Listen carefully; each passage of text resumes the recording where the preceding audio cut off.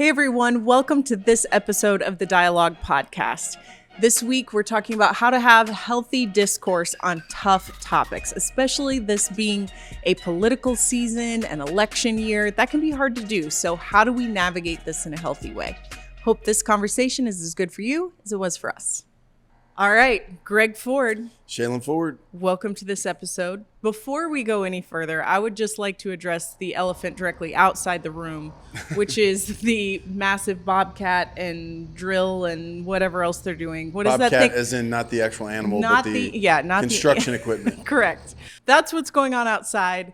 Hopefully you do not hear it anywhere near as loudly as we do. It is pretty deafening for us. It's music to my ears, man. It's construction, man. We're moving. That's right. Let's That's go. what I was just going to say. I am not going to complain about the thing that we've been asking for a long time. Praying and planning and everything for that jackhammer to run out there. We have like a new saying in our house that came out of a misunderstanding. You know, the saying like, you don't look a gift horse in the mouth. And our daughter thought we said lick a gift horse in the mouth, and she was like, that is the grossest saying I've ever heard. It's disgusting if you look at it that way. It is very disgusting.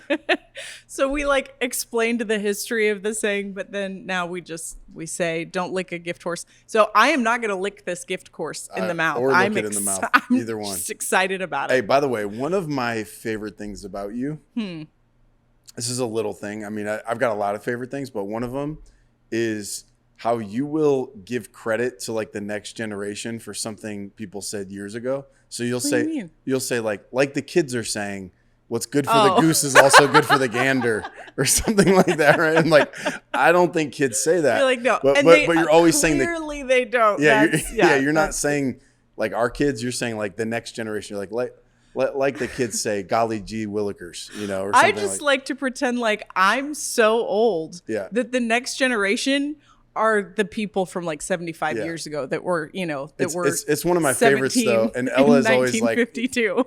Ella's always like, Mom, kids You're like, don't say that. No one says that. Yeah. But it doesn't. I'm trying to make it happen. It doesn't dampen your spirit. You're committed to that. I am committed. Yeah. I'm trying to make it happen. Like maybe if I say it enough, it will catch on and be a thing. And what was old was new. Like style comes back. Sure. Slang should come back. Sure. I'm just going to ride that till I die. Like I'm all about it. You're an old soul. That's one of my favorite things about you. We do have, I don't know. I think I was going to say, is it really your favorite? Are you mildly amused and sometimes annoyed? Sometimes I am never annoyed and I am amused. I range from being extremely amused to mildly amused. Okay. But that's always amusement. Okay. Yeah. All right. That's fair. I appreciate that. Yeah. Thank you for just embracing that piece of me. 100%.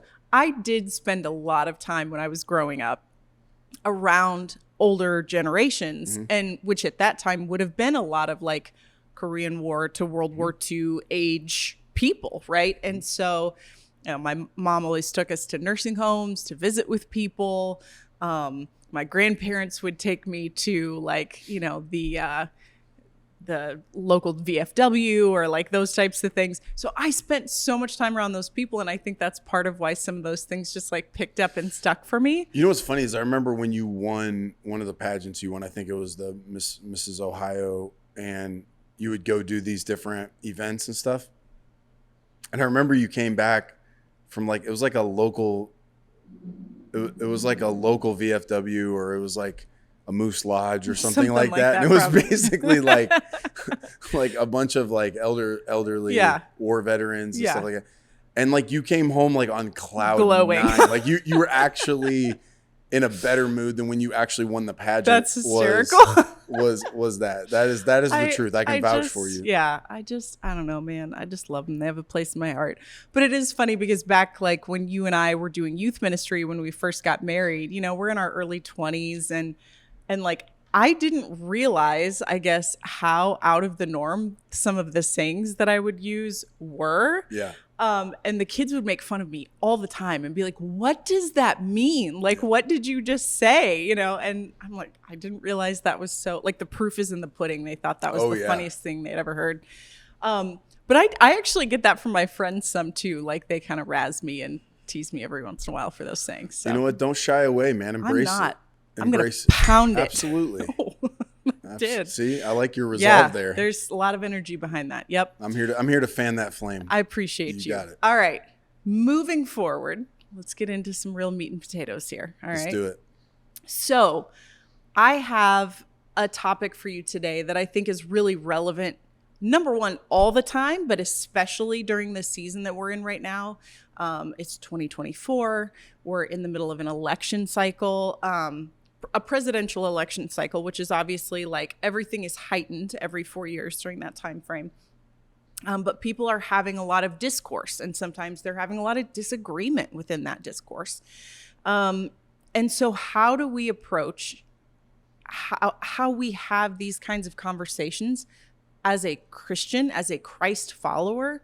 If that's something that you hold near and dear to you, how do you approach those conversations in a way that is healthy? What does that look like? And again, I do want to back up and say, like, this is not just a political thing, because we have disagreements and talks about things in every area of our lives, right? So it's not just politics, but I think it's just really heightened right now. And so arming people with the tools to be able to have really healthy conversations where you don't necessarily agree with the person that you're talking to about this situation.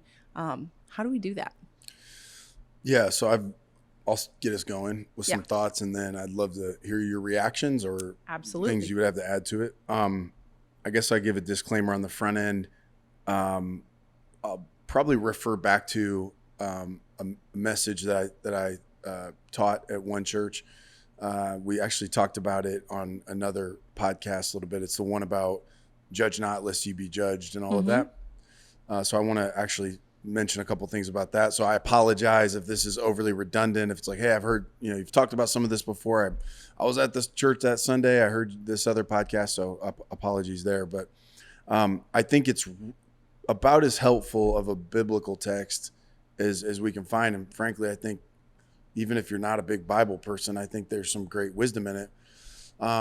In the text, it says, judge not lest you be judged. The same measure that you judge someone else, it'll essentially come back to you. And then it talks about the plank in your eye and the speck in the other person's eye. And then it goes into this thing about casting your pearls before swine. And if you do that, then, the pig will trample your pearls and then probably turn and attack you. And so when you look at those two concepts of judging not, and then the pearls and the swine in tandem, you really see what Jesus is doing is he's talking about two different types of disagreements. So one is he's talking to essentially these Jewish people who were very divided, frankly, kind of like we are, conservative and liberal. Right. So you had Sadducees and Herodians that were highly liberal, and then you had Pharisees and Zealots that were highly conservative, and they were really not only judging each other, like making judgments, but it was really big. It was existential, or it was on the sort of like metaphysical judgment. It was like, you're God's enemy, not just, I don't like how you think, or I don't like the conclusion you came to, but you're evil. Like okay, so there was that. But that was in their own tribe, right? Then the thing about the pearls and the swine is less about calling someone a pig or that type of thing. It's about two people that see things totally different, that don't value the same things. So there's the people who do value the same things, and then there's the people outside of your world that don't even share your values, right? Right. So I think it gives us a little bit of a playbook for how we deal with both. So I think let's start as believers. How do we disagree with other believers on something like conservative and liberal politics, or again, conservative or liberal ideas? How aggressive are we going to be in our business, or how conservative are we going to be? Those type of things. So this is among people who we agree on values, but we disagree on, how to do that. I think one is you have to start by embracing the tension between progressive and liberal. Yeah. That's not a problem to be solved. We're not supposed to just preserve everything. There are some things that do need to change. That's right. So I see value in people who are progressive in their thinking. Just forget like the specific issue that might be hot button for you or might agitate you or trigger you, think about the idea that progress and progressive is not evil, it's not bad. That's right. And it's needed. And we need people that look at the world that way and pull us along into the future.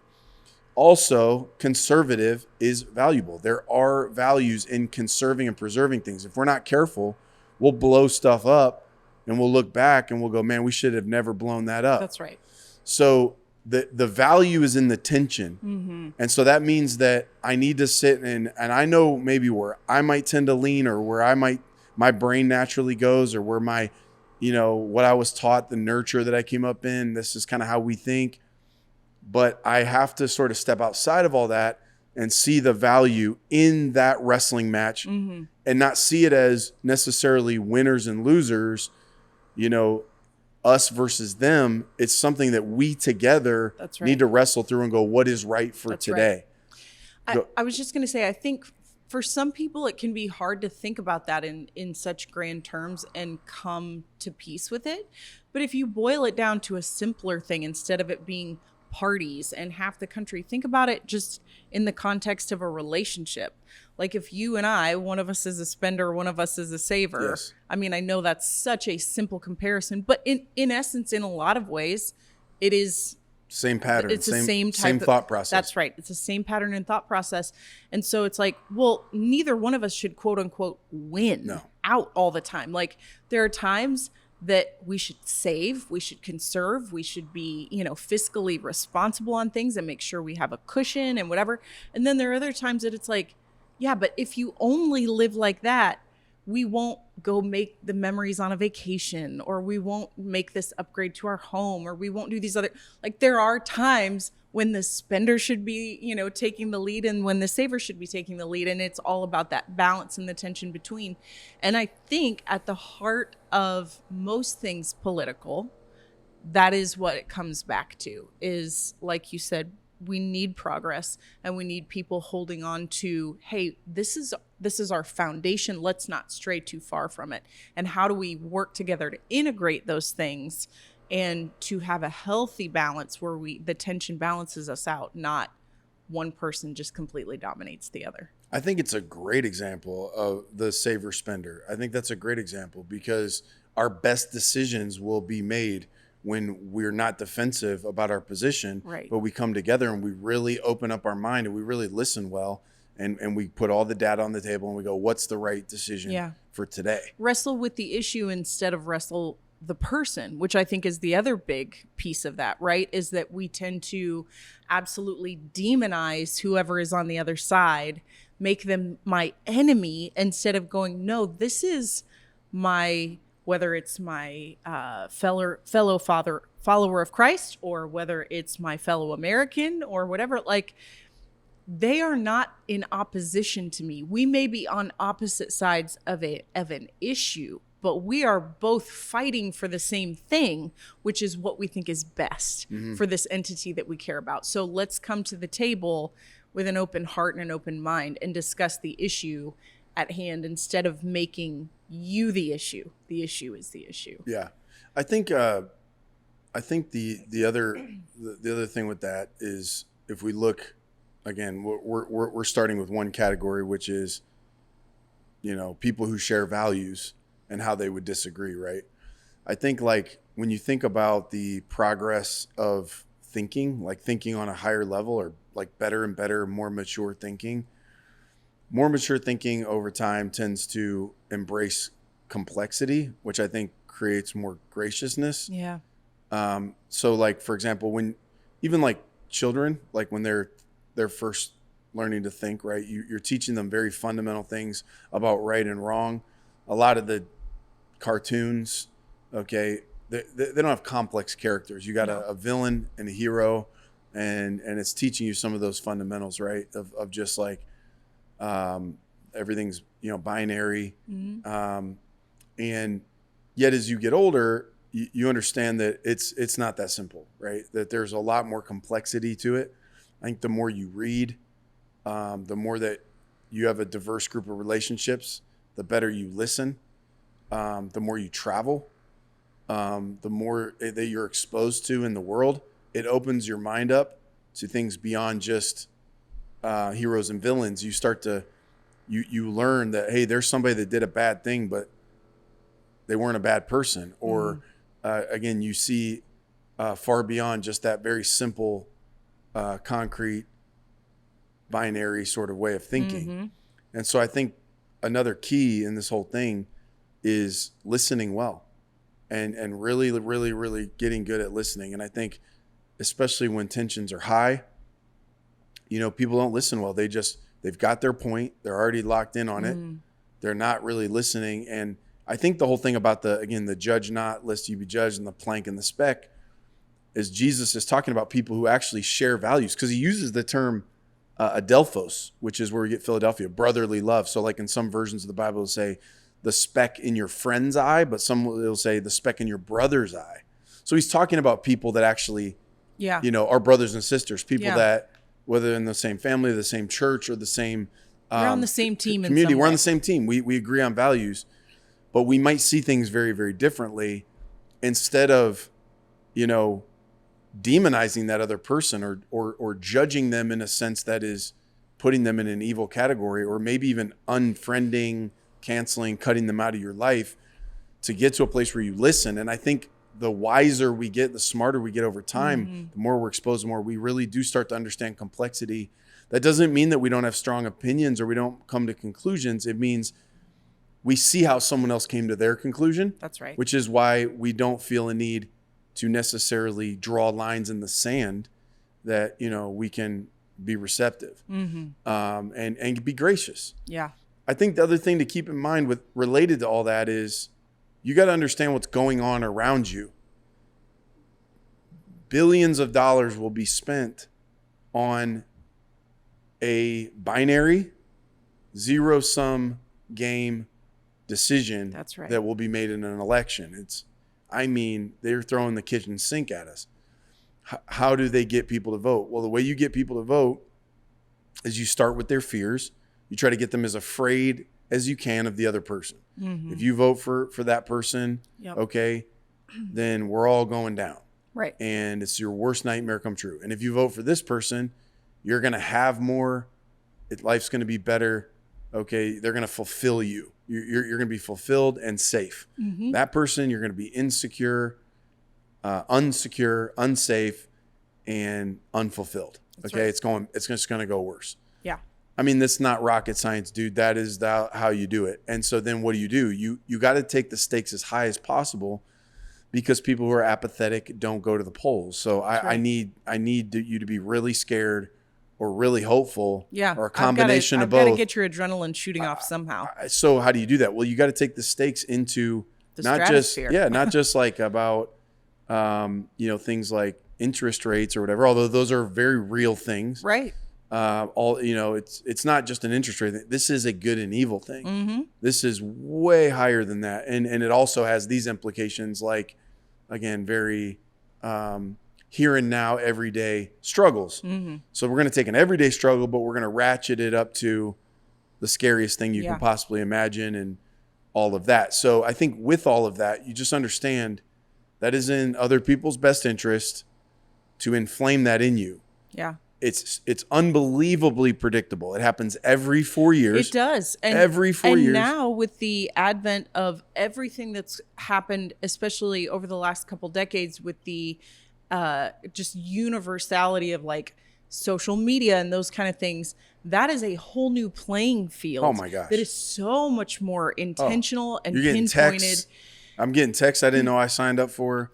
Yeah, it's just in your face all the time, and the discourse is in your face all the time. Yeah. The other thing that I think is really fascinating that I'm seeing a lot is people bringing up that the comment section that I see is different than the comment section that my friends see. Right. So, for example, and I think some people don't realize this, like you're getting this very specific window into what they think will engage you, and so.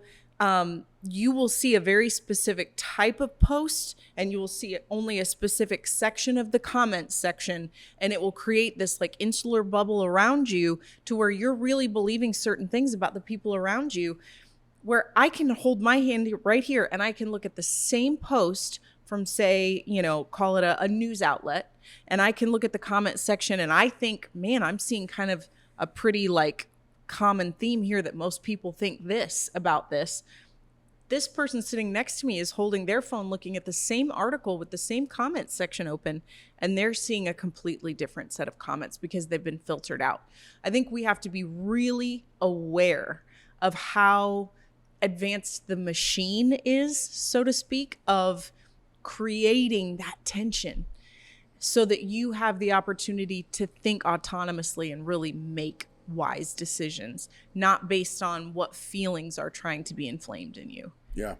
I think as believers, like, again, listen well. I know people that sincerely love God and follow Jesus who will support different candidates and have they have same values. They see different ways of demonstrating that in the world. And I think probably what troubles me the most is when people start sort of cherry picking scriptures and sort of tying them into God's opinion about some of these current individuals and some of that stuff. I just think, wow, I always assume the best. I assume people probably mean well with that. You got to be unbelievably careful with that. Yes. Make sure you really have prayed that through, have studied what you're putting out there versus just that's actually, if you look throughout history, some terrible atrocities and injustices have come in the name of God when people signed God's name on something, plagiarized it, frankly, on something that I don't believe God was about. So I'm unbelievably careful with that, and be careful you don't get sucked into that. Mm-hmm. Have your opinions, listen well, make your decisions. That's fine. But, I think what we see in that the Matthew 7 and the idea of judgment, it's not that you don't discern, it's not that you don't decide, but it's that you don't condemn. It's that you don't ultimately become so conclusive that you're right. I was thinking about, I can't remember if I said this on the last podcast, or maybe I did, maybe I didn't, but I think it's somewhat of a cautionary tale. And I think it's something we all need to really think about, that G. Scott talked about it a few weeks ago. It was the thing about the Apostle Paul was eager to kill in the book of Acts, right? The Apostle Paul, who was a Pharisee, incredibly intelligent, incredibly educated, and I would say incredibly sincere. Yeah. Was fully convinced that his position as a Pharisee and as a persecutor of the way, or frankly, Christ followers, that his persecution was not only justified by God, was in defense of God, was God was ordained, supported by God. Okay. And so to the point, like, to be eager to kill is pretty wild, right? Like, eager to kill, not only willing, but you're like, no, like, you have to fully, what that tells me is you are fully convinced that you and God are in lockstep. That's right. So here he is on the Damascus Road and has this encounter with God when God says, why are you persecuting me? Mm-hmm. And Saul is like, what? He says, Saul, why are you persecuting me? And he's like, who are you, Lord? So I'm not saying we should live our whole lives indecisive about everything, but I think that's a cautionary tale about having a spirit of humility, that it is quite possible to have the Torah in one hand, to have a lot of, holy documents and have conclusions that you can defend and be very dogmatic and stubborn about what you believe and be fully convinced that God is in agreement with you and be totally wrong. Yeah.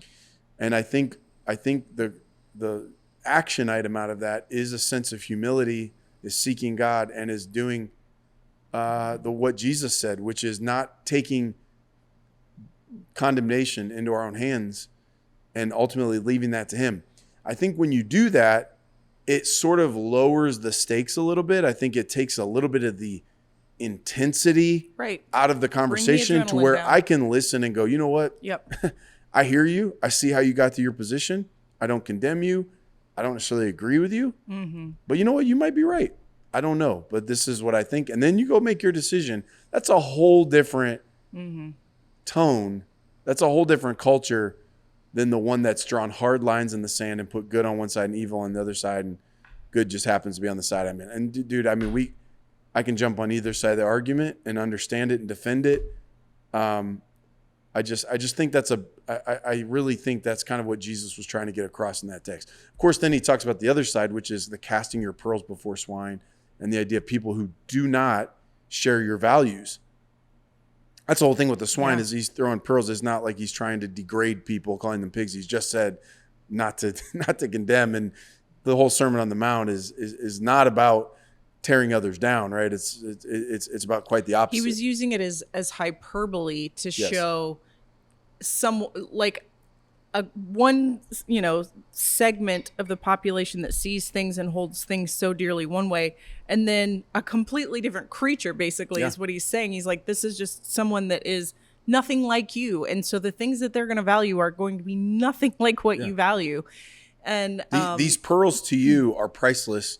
So the pig, it's just, I mean, it's not. Just so you're trying to force your priceless pearls on somebody that did not ask for them, doesn't value them the same way. And if you go try to force it, he said, it's going to trample your pearls, not because the pig's evil, but because the pig's doing what pigs do. They put stuff in the mud and wrestle with it and try to eat it. And then he said, you're going to end up in a fight with the pig because you're going to be highly offended that your pearls are getting trampled. Therefore, you probably go after that pig, and that pig now is going to go, what the heck? You just threw pearls at me, and then you attacked me. So the pig feels like it got attacked, and you feel like the pig was disrespectful. That's why you were justified in your attack. Yeah. I mean, what a picture, man. It really That is so good. Yeah. I mean, it's like that happens all the time. I've been guilty of it. I've had people do it to me. And so you end up in this mud wrestling, and everybody feels completely justified in their position, but we're all super dirty and all wounded. Lost. And we all got our pearls torn up, and it's just no way to live. So Jesus clearly was speaking into that a couple thousand years ago, and something that, gosh, I think is about as relevant as it can be. And like you said, it goes way beyond whatever political things going on and voting and whatever. It's in families, it's in communities, it's in jobs, it's in work environments, coworkers. But he really gave us something great there. Yeah. Okay, so let me venture you into a little bit more tender territory here with this. Because I think a lot of things that we've just talked about, people will go, okay, sure, if I view the economy different than my neighbor and how I think we should fix where we are economically right now, or some of our foreign policy or whatever, that we can disagree civilly on that. Sure, I can disagree civilly with my neighbor on that. I think he's wrong, but we can still be friends and, mow next to each other and we're cool. But what do I do when I really am very, very, very sure that where I stand is a moral issue, right? So it's not just preferential, but things like abortion, things like gun control, right? Something that people go, I think this is a life or death scenario. It is right or wrong. And it's not even something that I think can be a personal choice issue, right? Where maybe some people would even say on issues of like marriage rights or something like that, right? That they go, listen, it's their life, it's not my life. We can agree to disagree. They can still kind of, even though some people think that something's morally wrong, they can go, whatever, it's not my business. But people go, this is actually life or death in my opinion. And so what do I do how do I have a healthy relationship with the tension of not just the tension between like progressive and conservative, but I feel like it's the tension between I'm not judging, I'm not being unkind or whatever, but like I have to stand on this because I think it's morally imperative. What do people do? Yeah, great question. So I got a bunch of thoughts on it. All right, I'm ready. Okay, so It's almost like I know you well enough to know that you would. I think it's in the spirit of, and I think probably the next part of this conversation, but in the spirit of the same text. But I think it starts with listening and actually examining yourself. So I think one of the things that ends up creating a lot of tension and even perceived hypocrisy that ends up going back and forth is our tendency to look at one particular issue and the moral connection to it. So you brought up abortion, right? Man, most people I know want to protect innocent lives in general, right? That would be a moral position that somebody's vulnerable. They want to help them. I think people want babies to live. They want to protect life. And so, somebody takes that position and they're hardcore about life begins at conception or, all of this. And so they lock in on that. And yet what ends up coming across, I think, as hypocrisy sometimes is, okay, so you're pro-life, but then there's a lot of other places where lives don't really seem to have as much value, or you're not nearly as passionate about this situation that really does affect human beings, or this issue that would affect human beings. So let's take two. One would be abortion. Another would be, we'll say the border. Mm-hmm. All right. People coming in the country, right? Obviously if you have open borders, you're not protected as a country. You have people coming in, and there's absolutely stories of people who have come in and they've done great harm. They've hurt people, raped people, killed people, done these great injustices. And then you also have people, who have come across the border, whether it's children or, again, you've had people who were running away from something, who weren't in the country to hurt anybody, whatever it might be. Yeah. And I understand, hey, come in legally. But again, I think you'd look and go, there's a little more complexity than just you hit the legal button, and there's a lot going on there. It can take years, right? And sometimes people are in dangerous situations. And I'm not saying, I don't think anybody would be saying, hey, just throw the border open and, have no process. Again, back to the tension. Okay. Right? But going like, hey, I care about, I see there's complexity to this, and I do care about how people are treated. Right. Mm-hmm. And so to go, you care about this version of life, but maybe there's other issues that are absolutely affecting people's lives that you don't seem to care too much about. Or you don't even seem to be open to the complexity of the issue. Yeah. Right. Open to the discussion. Now, at the end of the day, you got to stand up like, we have to make laws, and we have to, again, make decisions as, citizens and civil decisions. But I think like what ends up happening is people stand up for one thing, and then instead of looking at what's in their eye and go, is there anywhere that this value that I'm standing for of life, is there anywhere that I'm not doing it anywhere else, that I'm kind of exposed in my thinking, and that I'm super, maybe even defensive or against, right? And so I think that's where we end up not fully embracing, maybe we're not thinking everything all the way through. And so then everybody's pointing at the other person saying, you're a hypocrite, but you got this in your eye, but you got this in your eye. And that's where I think really listening and embracing the full complexity of a situation. Yeah, you got to make a yes or no decision about something, or I'm going to vote for an individual or whatever.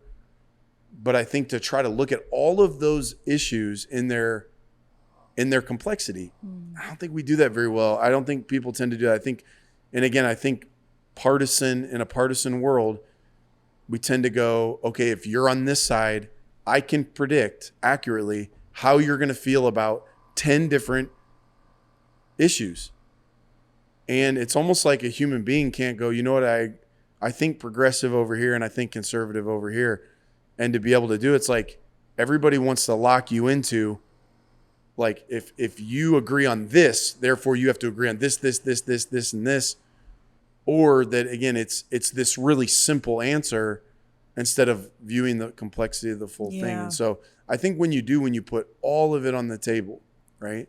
You put all of it on the table, it gives you a broader understanding. And I think it makes you more accepting of people who don't arrive at the same conclusion that you do. So I think take your stand, right? But you don't have to necessarily demean. You don't need to demean other people and go, look how evil they are. They're so wrong. They're so bad. I think you still need to listen. You still need to listen. You still need to be receptive. You still need to be patient. You still need to be curious, and then take your stand. Yeah. I think even just a key word that you just said there, when you said patient, I think when you consider your approach to things that you truly disagree with, that you've been curious, that you have explored a topic and become educated on it, and you still have a particular stand and you feel strongly on it. Okay, now I need to consider how I approach this situation. And I think if you are someone who claims to be a follower of Christ, your most important thing that you need to filter everything through is what is most Christ-like.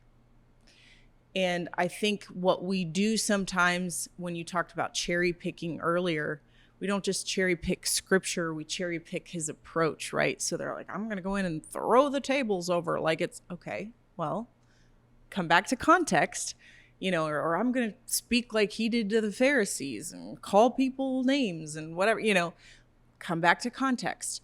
He was talking to people within his own tribe who had put themselves forth as leaders and yet were not acting in a way that was suitable for that position, right? He wasn't talking to people outside of his tribe.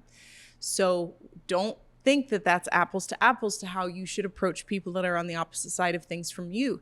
The people who were doing things that so often Jesus would even say, go and sin no more, after they had a positive interaction. What happened first? He didn't approach them with intensity. He approached them with kindness, with love. And how many times do we hear that? You spoke about it last week or recently in a message talking about his kindness leads us to repentance, right? So if you think something is truly wrong, you should be trying to emulate Christ in the way that you approach it. And it is our job to be showing the fruit of the Spirit in everything that we do. So use that as your checklist to go through. I'm disagreeing with this. Am I being kind, patient? Am I showing love? Do I have joy in my life regardless of what's going on around me? I'm choosing to embrace true joy and not fear, right? I don't even remember what I said so far. Love, joy, peace, patience, kindness, gentleness, self-control. These are things that we should be trying to embody, not just for the people that are on the same side as us, but for the people who stand on the opposite side of an aisle from us, or who stand on the opposite side of an issue from us. The best way to convince someone of your point, or, if you really feel like that needs to be done, is not to shout them down. All that does is make everyone dig in their heels. The best thing that we can do is have healthy dialogue, sit down and talk to each other in a respectful way. And you can share passionately about your conviction about something without demonizing another human being or making them less than. Yeah.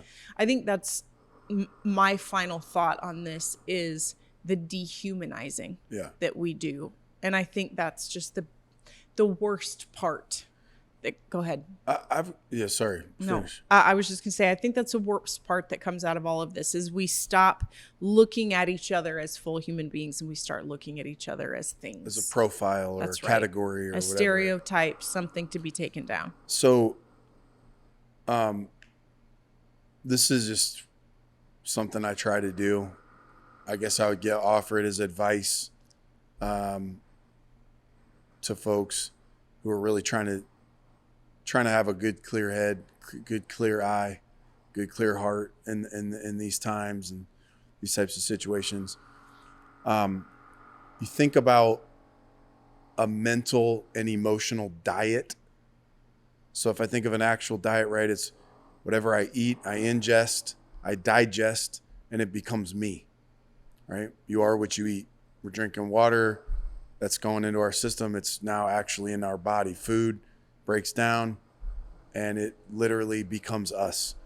And I think the things that you put in your eyes, your ears, your mind, the voices you listen to as you're digesting those, right? We would say you should eat a balanced diet. I think listening to a balanced diet and understanding whether it's a social conversation, a biblical conversation, a political conversation, understanding the source that you're taking in, what's the agenda of the source.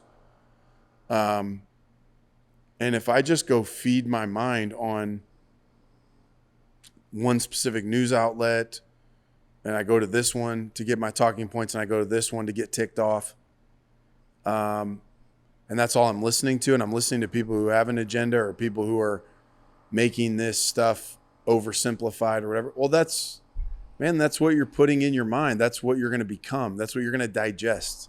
It is going to be how you think. It is going to ultimately, right, be predictive of your future. And so I think, like, man, be intentional, just like you kind of meal prep, right? Just like you kind of step back and go, hey, I'm going to set up this diet because that's how I want, I want to be healthy. I think you got to kind of do the same thing. Don't get just sucked into, you know what I'm saying? Whatever you would maybe naturally get sucked into. Put a discipline around your mind and your emotions. Find some other voices that might challenge your thoughts, might be something outside of the norm of what you've normally thought, and look for the complexity. Okay? Look for it. Try to understand it in a greater way. Develop as a listener, and then use your God-given critical mind to discern and to think things through and to wrestle them through. Don't just take what you're given. I think God does some cool things with that, and I think you probably end up in better spots, right? Yeah. So I think, like, just like we would be intentional about what we put into our bodies, let's be intentional about what we put into our minds and our emotions. It really does end up, determining who you become. Yeah. And that's a great point, because it's not just, you're not telling people have a completely homogenous diet. Pick the side that sounds just like you and do that, because carrots and walnuts are different, but they're both healthy. So what is the context of what you're listening to? What is the context of what you're absorbing? And is it junk food, or is it nourishing you with healthy discourse, healthy information? That's really good. I appreciate that. Any final thought? I think we're good. I think you nailed it. I appreciate you speaking on that. I know that can be a difficult conversation in and of itself, right? But I think you have a voice that brings a lot of value to that space. I think you've shown yourself to be someone whose voice can be trusted and respected in that space, with the way that you've held difficult conversations for 2 decades now. So I appreciate you speaking into that and giving people encouragement in that space, because you're a voice I personally respect as well in that space. I appreciate it. I approach it in a very sober manner, because I've seen a lot of people get hurt, and I think a lot of times, people would look at someone who's cautious around these topics, and they would falsely come to a conclusion that, well, that person lacks courage, or they don't ever want to hurt anybody, they're sitting on a fence. They don't want to hurt anybody's feelings. But I've had people accuse me of that, and I hurt their feelings by not being enough on their side. So it's not about not being willing to hurt people's feelings or speak the truth or whatever. I think I don't want to get caught up in the moment, get caught up in the frenetic pace, and also I want to be able to say things with my own eye clear. That's right. That I'm not walking around bound in my own fear and worry. I have to submit that to God, and to make sure I'm coming from a good place, and to be somebody who's bringing people together, who's personally listening well. I want our church to be a safe place. Yes. People say, like, I feel like I can bring absolutely anyone here. Yeah. And I value that. And I think that's really important. And I think there's a reason for that. And it's because that I think people, know that we're not going to just take simple or complex things and just give some simple answer. Like we right. really do wade into those Yeah. things. And so I think, being in a place where I'm listening to people, I'm not waking up trying to hurt people. I'm absolutely willing to speak the truth. Okay. And if it's something that's hard to hear, then I am going to be extremely measured in how we talk about it, because I don't think it's virtuous or courageous to just go, I don't care who I offend. I mean, you hear that sometimes. Like, I'm like, Yeah. man, where'd you get that? Like, you don't care who you offend? Yeah. Okay. Like, you think that's courage? I don't think so. No. I don't think so. I think you should care who you offend. That doesn't mean you're unwilling to say something that's hard right. to hear. I've done that a million times. I've had people do that to me, and I'm grateful for it. So, but I think the whole, like, I don't care who I offend type of thing, I don't know how that jives with Matthew 13 and, the wheat and the tares. And he's like, if you go out there and you don't care who you offend, you're going to make a big mess. You're going to rip up good and bad all at the same time. Like, you need to go ahead and have some faith and trust me. So I try to be very careful about that. I understand it's sensitive times. I've done a heck of a lot of listening, and I've heard some really good people who have come to conclusions different than my own opinions, who I really respect. And I respect how they got there, and I can continue to be brothers and sisters with them. That ethos, that culture is precious. Yes. It's precious to me. It's, I think, one of the things that God is using in our church. And so I want to be careful I don't come out here and start dropping elbows, out of any pressure from anybody. When people start pressuring me to get up here with the megaphone and, say something they want me to say, that doesn't. Yeah. I tend to go, I'm not getting caught up in that. I really am going to step back and listen and pray and be careful about these things. And I just want to say thank you for that, truly, because I do respect that. I know that's an incredibly difficult position to be in, and you've done that very, very well. And I think you have been very careful to be responsible with that position for a very long time. Thank you. So thank you for doing that. And thank you for today. Thank you. All right. All right. See you later. See you. As the kids say, sayonara.